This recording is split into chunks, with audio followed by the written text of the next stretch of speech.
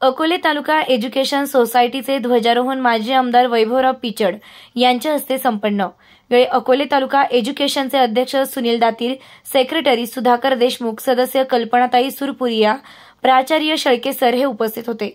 स्वराज्य माझासाठी संपादक आबासाहेब मंडलिक, अकोले, अहमदनगर।